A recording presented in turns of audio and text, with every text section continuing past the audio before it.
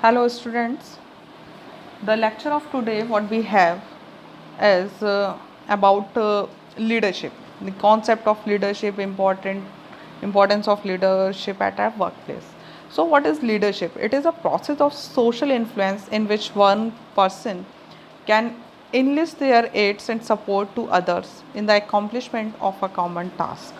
Leadership is basically a quality in which a person influence the behavior of others to attain a certain objective. In an organizational context, a leader tries to influence the subordinate to shape the goal of an organization and motivates their behavior towards the attainment of organizational objective. You can say that leadership is basically a quality or art of influencing others. Now, the features and nature of leadership. Leadership is not a single activity because every leader having some followers or want some followers. So, it is not a single activity or it is a continuous process in an organization because it is a future oriented process or a leader always having a future perspective. That's why it is a continuous process. The basic purpose of a leader is to influence the behavior of others or followers. It is a relationship between the leader and his followers. The objective of leadership is attainment of common objective of both leader as well as his followers. So basically leadership is a situation related activity. It is a at a particular point of time and in a given set of circumstances. So the behavioral expert Robert Kurtz has identified that a leader broadly used three skills for performing his duties and responsibilities. First, first of all, that is technical skills, which is basically used at a lower level in an organizational hierarchy. Human skills, it is used at a middle level in organizational hierarchy or structure because it maintain a relationship between top or lower level management or maintain a control on overall activities. And third skill the leader is used, that is a conceptual skill, which is very useful for preparing a plan or policies or quality control standards or resource mobilizations or fundings. So basically the conceptual skills are very important for a top level leaders. Now first of all we discuss the technical skills. A person's knowledge and ability to make effective use of any process or technique constitutes his technical skills. So employee at operational and professional levels are generally required to have a certain technical skills. For example, engineers, accountants, etc. As employees are promoted to managerial positions, so these technical skills become less relevant while other skills become more important. Human skills, it is an individual's ability to cooperate with other members of the organization more effectively in team. Human skills are involves developing positive interpersonal relationships, solving people's problem, gaining acceptance of other employee. So effective human skills are very essential requirement at all level of the organizational hierarchy, and especially for people in leadership positions. And third skill is a conceptual skills. Conceptual skills refers to the ability of an individual to analyze complex situations and to rationally process and interpret the available information. It is also encompasses an ability to foresee the future consequences of his present day actions from the organizational point of view. Conceptual skills are least important to employees at a operational level basically, and are of almost importance to managers at high level. So the different skills are important for a different levels of organizational hierarchy, and he performing their skills, he perform their duties and responsibilities in an organization. Now, what is the difference between leadership and management? Leaders manage and managers lead, but the two activities are not synonymous. Management functions can potentially provide leadership. Leadership activities can contribute to managing. Some managers do not lead and some leaders do not manage. So, there is a difference between management and leadership, and both are important in an organizational perspective. To manage means to bring about, to accomplish, to have charge or responsibilities for to conduct. And for leading, leading is influencing, guiding in a direction, course of action, opinion. The distinction is crucial, very crucial. Managers are people who don't do things right, and leader are those people who do the right things. So you can say that in an organization, a manager is always work as an administrator, and a leader is always work as an innovator. Manager maintain everything, leader develop. Manager accept the reality, but the leader always investigate it.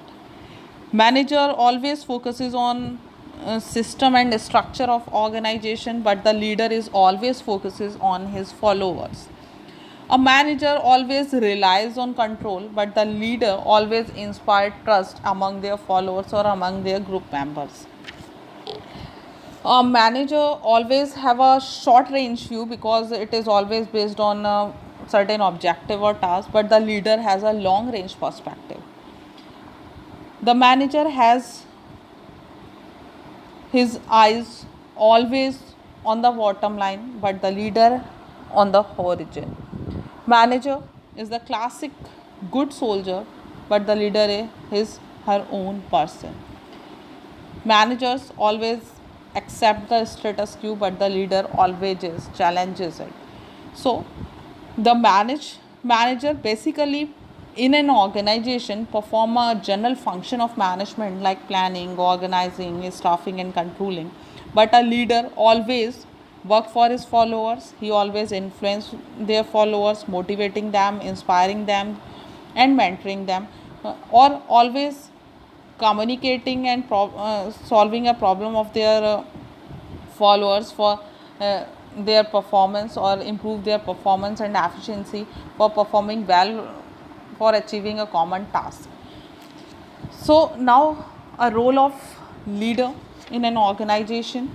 Leader is a person who start the work by communicating the policies and plans to the subordinates from their works actually starts. That's why it always initiate actions. Leader always work as a motivator. He motivates the employee with economic and non-economic rewards. Economic and non-economic rewards means a monetary motivation factors and non-monetary motivation factors. Monetary motivation factors like providing a monetary benefits, high remuneration, rewards, bonuses, and non-monetary is focuses on other activities like traveling allowances, holiday allowances, health checkups, etc. So thereby get work done by the subordinates. A leader has not only supervised but also playing a guiding role for the subordinates. He providing the guidance to his subordinates. Guidance here means instructing the subordinates in the way they have to perform their work effectively and efficiently. They are always creating a confidence among their followers. Confidence is an important factor which can achieve through expressing the work efforts to the subordinates, explaining them their role clearly and giving them guidelines to achieve the goal effectively. It is also important to hear the employee with regards to their complaints and problems. A leader always play a vital role in building a morale. Morale denotes a willing cooperation of the employees towards their work and getting them into confident and winning their trust. A leader can be a moral booster by achieving full cooperation so that they perform to the best of their abilities as they work to achieve goals. Leader an efficient work environment help in sound and stable growth. Therefore, a human relation should be kept in mind by a leader. He should have personal contacts with employees. He should listen to their problems and always solve them. He always treat employee on humanitarian terms. So it can help to bring a work environment healthy or safe work environment. Coordination can be achieved through reconciling personal interest with organizational goals. The synchronization can be achieved through proper and effective coordination, which should be the primary motive of a leader. Now, the functions of leadership. The first basic function of leadership is to develop his work group as a team. The responsibility of a leader is to create a friendly work environment by keeping a close view of his subordinates, competence, needs, and potential abilities. To act as a representative of the work group, the leader of a work group is expected to act as a link between the group and the top management. The leader is expected to communicate the problems and grievances of his subordinates to top management in desired circumstances. The leader is expected to guide and advise the concerned subordinates when he is facing problem in connection with his performance at work. The leader function is to check the timely completion at different stages of work and also ensures quality and efficiency of work performed by the group. The leader should be intelligent and he observe enough to exercise his power in relation to his subordinates in different way as per the need of the situation. The leader can use power, proper use of power like reward power, coercive power, expert power, formal or informal power to stimulate positive response from his subordinates. Now, the traits of a good leader are honesty. They display sincerity, integrity, and honesty in all actions. Deceptive behavior does not inspire trust in a group or among the followers. Their actions are based on a reasons and more principles, so they do not make decision based on a childlike emotional desires or feeling. So, he should be competent. Leader can set a goals and have a vision of the future, so the vision must be owned throughout the organization. Effective leader envision what they want and how to get it. They habitually pick priorities stemming from their basic values. They always display confidence in all that they do by showing endurance in the mental, physical, and spiritual stamina. They inspire others to reach for new heights. They read, they study, they seek challenges and assignments and shows our intelligence to our followers or group members. They show fair treatment to all peoples. Uh, they display empathy by being sensitive to the feelings, to the values, interest, and well-being of others. A leader should be broad-minded. They seek out diversity. They courageous. They have the perseverance to accomplish a goal regardless of the seeming uh, obstacles. They display a confident calmness with under stress. They use sound judgment to make good decision at a right time. You can say that a leader should be straightforward. He should be imaginative. They make timely and appropriate changes in thinking or plans or methods. They show creativity by thinking of new and better goals or ideas and solution to the problem. They are innovative. These are the general traits of a good leader. Now, factors of leader. There are four major factors in leadership. First, follower. If followers are not there, there is a no need of leader. Second is a leader, obviously. And third one is a communication, and fourth is a situation. So first of all, what is follower? Different people require different styles of leadership. For example, A new hire requires more supervision than an experienced employee. A person who lacks motivation requires a different approach than one with a high degree of motivation. So, the fundamental starting point is having a good understanding of human nature, such as a need, emotions, and motivation, which is needed for a followers. Leader Leader must have an honest understanding of himself, what he knows, and what he can do. It is the followers, not the leader, who determine if a leader is successful. If they do not trust or lack confidence in their leader, then they will be uninspired. To be successful, a leader has to convince or influence his follower that he is worthy of being followed. Now, next factor that is important is communication. Leader lead through two-way communication. There always a two-way communication. That's why you can influence behavior of others or uh, change the behavior of others. Much of it is non-verbal. What and how a leader communicate either build or harms the relationship between him or his employee or him or his followers. And fourth factor which play a vital role, that is the situation. All situations are different. What one does in one situation may not always work in other. Leader use their judgment to decide the best course of action and leadership style needed for each situation. For example, a leader may need to confront an employee for inappropriate behavior, but if the confrontation is too late or too early, or you can say that too harsh or too weak, then the result may prove ineffective. Various forces affect these factors. Example of forces are leaders' relationship with his seniors, the skills of his people, the informal leaders within the organization, and how the company is organized.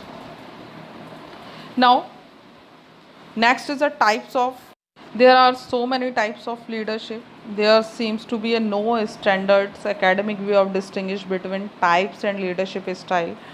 So, but in this course, the term have specific meanings and there is an important distinction between them. A type of leader is determined and identify the personality displayed by the leader in terms of their core traits, that is emphasized, and by the combination of other core traits, his personal qualities that are displayed and used to gain the trust of the people and lead them to commit the undertaking the major task facing the organization.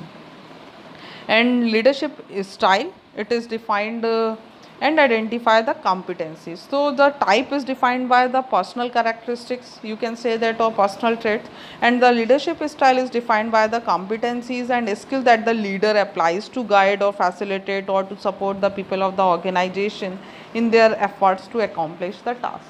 So there are so many types of generally accepted types of leadership. First is a charismatic leader. A leader has some charisma which act as an influencer, is known as a charismatic leader. Charisma is a good gifted attributes or God gifted attribute in a person which make him a leader irrespective of the situation in which he works. Charismatic leader are those type of leader who inspire followers and have a major impact on their organizations through their personal vision and energy. Nowadays, you can say that our Prime Minister Narendra Modi, Mr. Narendra Modi, he is a charismatic leader. He is a best example of charismatic leader.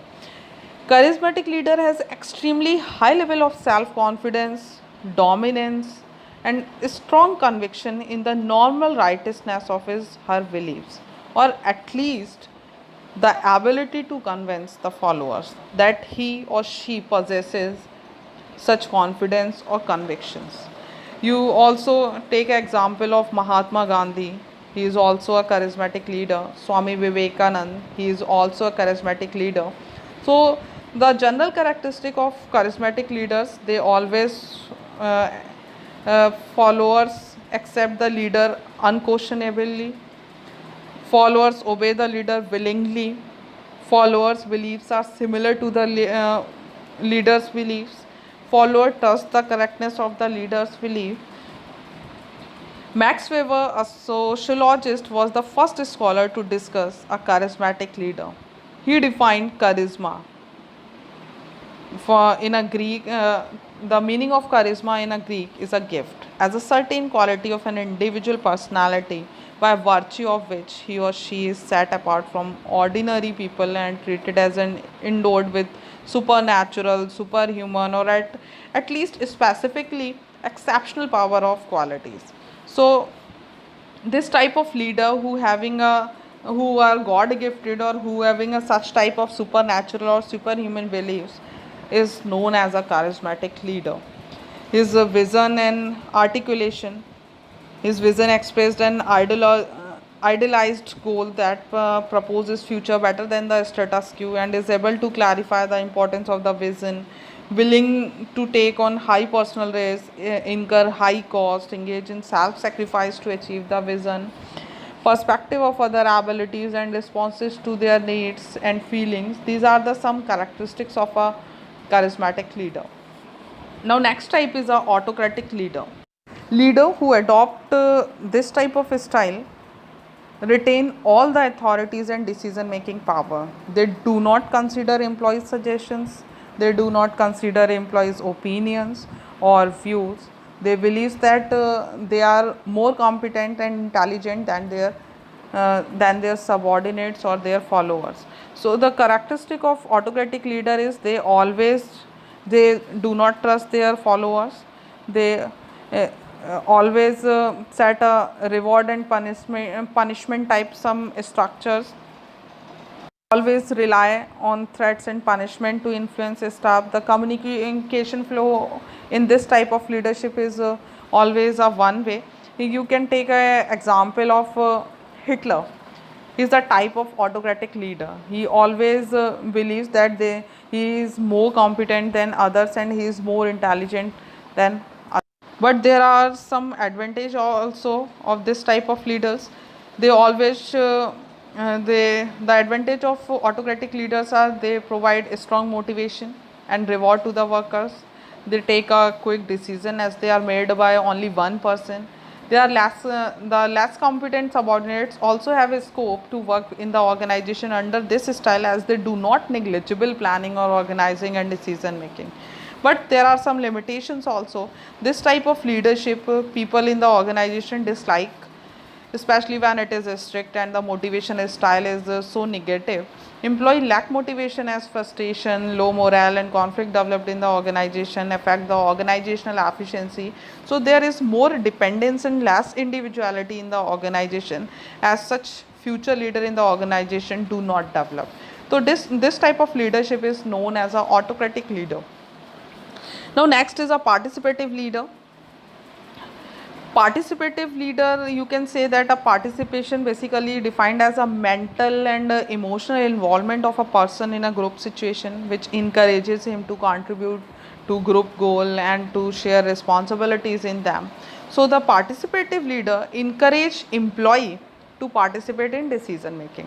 The leader listen to subordinates ideas, his these opinions, but take the final decisions himself. They keep the staff informed about everything that affect their work, but they share decision making, they and problem solving responsibility, but they always take a final decisions himself. You also says that participative leadership it is also known as a consultative or democratic leadership, or you can say that a ideographic leadership style. The advantages of this type of leadership, it provide a high motivating factor to employees productivity is high because of active participation in decision making. They share the responsibilities with the superiors and they try to safeguard him also. It provide organizational stability by raising morale and attitude of an employee. But there are some disadvantages of this type of leadership. Complex nature of organizations require through understanding of its problem, which lower level employees may not be able to do so. As such, participative leader does not remain meaningful. Some people in the organization want minimum interaction with their superiors or associates. For them, participative technique is discouraging instead encouraging, or participation can be used covertly to manipulate employees. So this type of leadership, when an leader involve his employees or involve his subordinates in decision making, in idea generation and giving opinion, but take final decisions himself, is known as a participative leaders. Now next form of leadership is a democratic leader. It is same as participative leadership, nothing new, but I can consider both terms. Sometime it is used as a participative leader, sometime it is used as a democratic leader. So both are same in both type of leadership, participative and democratic leadership. The participative leader encourage always their employees to participate in decision making. The leader listen to subordinates ideas and opinions but take the final decision himself. They keep the staff informed about everything that affect their work and shares decision making and problem solving and responsibilities, etc.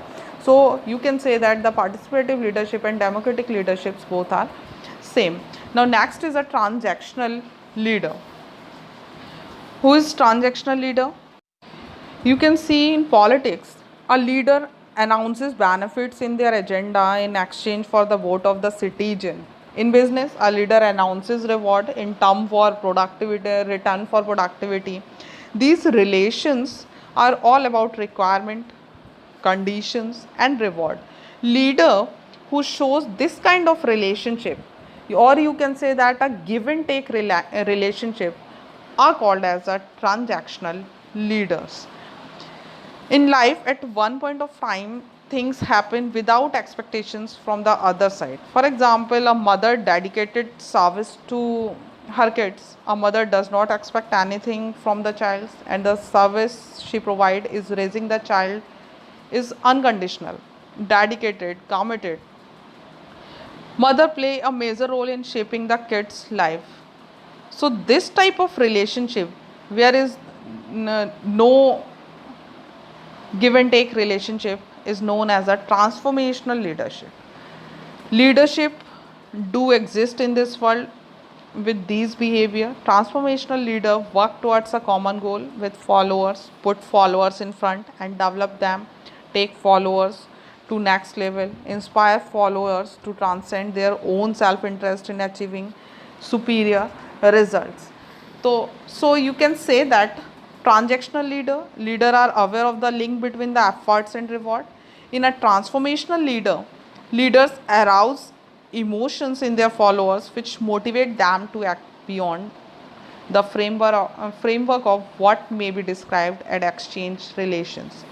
In transactional leadership is responsive, and its basic orientation is dealing with present issues. But in a transformational leadership is proactive and forms new expectations in followers. Leaders rely on standard forms of indecence, reward, punishment, sanctions to control followers. Leader motivate followers by setting goals and promising rewards for desired performance. Leader depends on the leader's power to reinforce subordinates for their successful completion of the bargains. So this type of leadership is known as a transactional leadership, where you can transact one thing or give and take relationship. If you give a better result, you have a reward. If you give a negative result, you have a punishment. So this type of reinforcement is known as a transactional leadership. But in a transformational leadership, leaders create learning opportunities for their followers. They stimulate for followers to solve problems. Leaders possess good vision, management skills, and develop a strong emotional bonds with followers. In this type of leadership, leaders motivate followers to work for goals that go beyond self-interest. So the transformational leadership, a leader basically not only influence the behavior of individual but also transform the good things to in his followers. like management skills, emotional stability, better relationships, intellectual stimulations, and idealized influence to their followers. So, this type of leadership is known as a transformational leadership.